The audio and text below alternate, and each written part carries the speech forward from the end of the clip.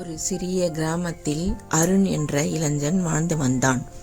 அவனுக்கு சிற்பக்கலை மீது அளவில்லா ஆர்வம்.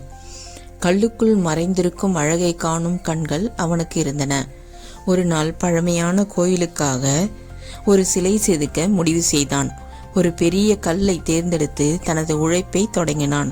முதல் நாள் எந்த மாற்றமும் இல்லை. இரண்டாம் நாள் எந்த மாற்றமும் இல்லை. இப்படியே நாட்கள் கடந்து சென்றன. இவனால் ஒன்றும் செய்ய முடியாது என்று பலர் சிரித்து கிண்டல் செய்தனர். அருணின் மனம் ஒரு கணம் சோர்ந்தது. ஆனால் அவன் கருவியை கீழே வைக்கவில்லை. ஒவ்வொரு அடியும் வீணில்லை என்று அவன் தன்னிடம் சொன்னான். ஒவ்வொரு நாளும் ஒரு அடி, ஒவ்வொரு அடியிலும் ஒரு நம்பிக்கை. 100வது நாளில் ஒரு பலமான அடியில் கல் பிளந்தது. மெதுவாக அந்த கருங்கல்லுக்குள் மறைந்திருந்த அழகிய தெய்வ சிலை அருணுடைய கைவண்ணத்தால் வெளிப்பட்டது. கிராமம் முழுவதும் ஆச்சரியம். கிண்டல் செய்தவர்களே இப்போது பாராட்டினர்.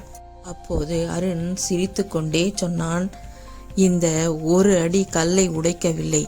அதற்கு முன் நீங்கள் கொடுத்த கேலி கிண்டல்களின் 100 அடிகளின் பொறுமைதான் உடைத்தது.